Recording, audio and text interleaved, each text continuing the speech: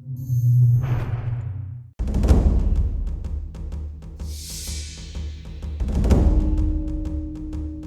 want to do a quick, brief video on some methods of training with the bow that are a little bit different. Okay, not crazy different, just some aspects that I know Gakiya Sensei from Matayoshi Kobudo shared with me, and also studying the bow in the Katori Shinto-ryu has also made me rethink some things with the Okinawan bow.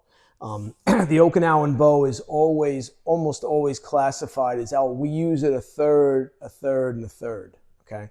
Has already been discussed by me and others, okay?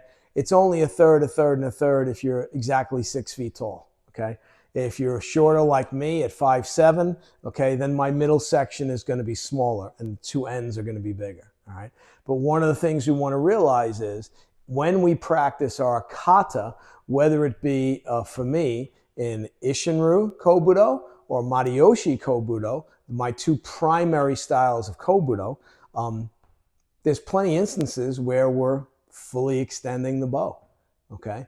So one of the things Gakiya Sensei mentioned was the possibility of training where you extend the bow a lot when you practice the kata. Again, this is not something we show to someone when they first learn the kata. We keep it very simple, straight, direct, right? Because we want them to get a good foundation. But after they're training quite a while and they become proficient in the use of the bow, okay, well, then we can expand their horizons a little bit.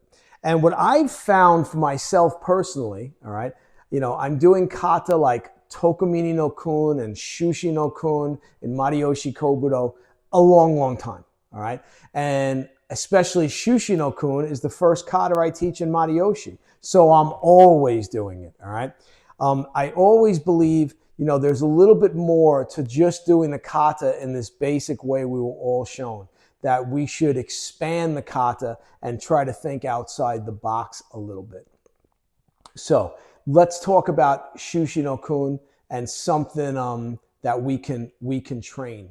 So if we start with Shushi no Kun, we come here, we come around, and we do this, right? So right off the bat, we normally step back and strike a third and a third, but now I decide to elongate. So now the bow is way out there, okay?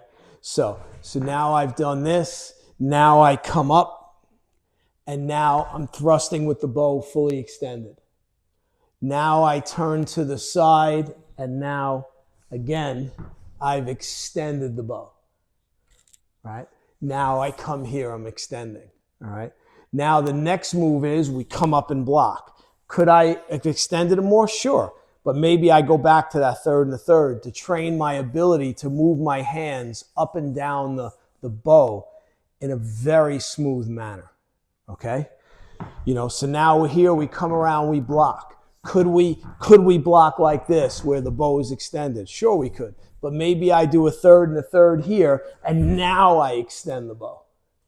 Now I draw the bow back. Now I extend the strike. Now maybe I come here, or maybe I do my nice smooth exchange to come back to a third and a third, right?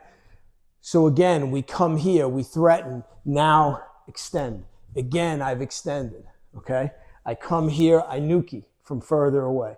Now again, I step in. Now maybe one, extend twice, extend 3 times. So you work on, again, that idea of smoothly moving the bow.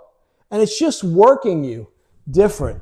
Again, moving the hands up and down the length of the bow to train in a different way, okay? Later on in the kata, where we do this, we extend the bow. Most people extend the bow when they do this, right? So why couldn't we keep it extended, right? Now we're here, now we're reaching out far. Now we have to come back for our Gorenda strike, right? But you could even play with the Gorenda strike extending. Again, just to push yourself, just to be outside the box. Change it up a little bit. Make training fun and interesting. Okay? You can do the same thing with a kata like Tokumini no Kun in Isshin-Ryu, okay? Tokumini no Kun, we come here, right? Why couldn't I slide the hand back? Now, right, I step, 1. Now I'm thrusting full length of the bow, 2, right? 3. Now I can either stay there or now my hands adjust. Now I'm back to the 3rd and the 3rd. But now I can come here. And now I've extended the bow again for this nice big strike, right?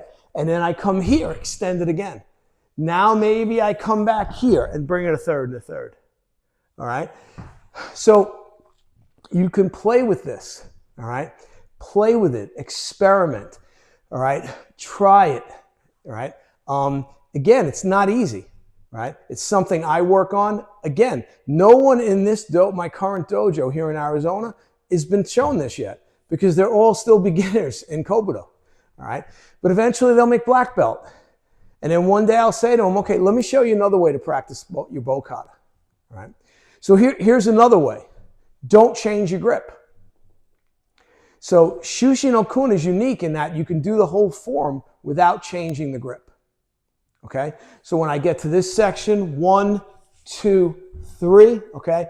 But you can do the whole form where you don't change your grip. Now, when you talk about some other bow forms, that becomes more difficult. Tokumini no Kun comes to mind, okay? So when I'm here and I'm doing this, right, here. So now here, I'd have to come here, right? So again, though, it's a fun mental exercise to try to figure it out. Well, can I do that? Can I do the whole Tokumini no Kun bow kata without changing my grip? What adaptations do I have to make to accomplish that?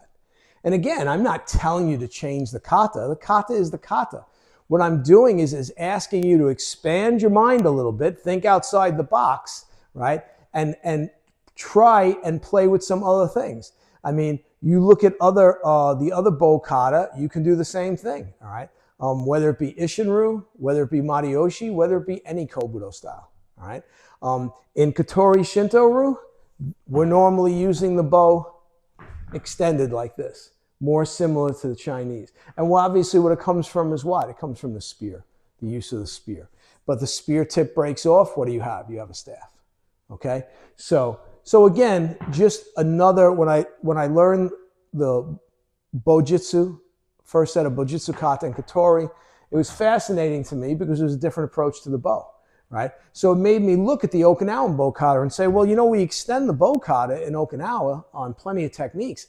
Why couldn't I try extending it more and play around with that and see what happens, right? You know, you look at a kata like Shushi no where we're fully extending the bow, where we're stepping and swinging, right? You know, so now can I come here? Now can I come here, right? So again, you can play with these kata. It's a great mental exercise. It's a great physical exercise because now you're having to manipulate the bow. Your hands are more active. They're doing more things. It's not the same old third, and a third. All right? So just wanted to talk about this a bit.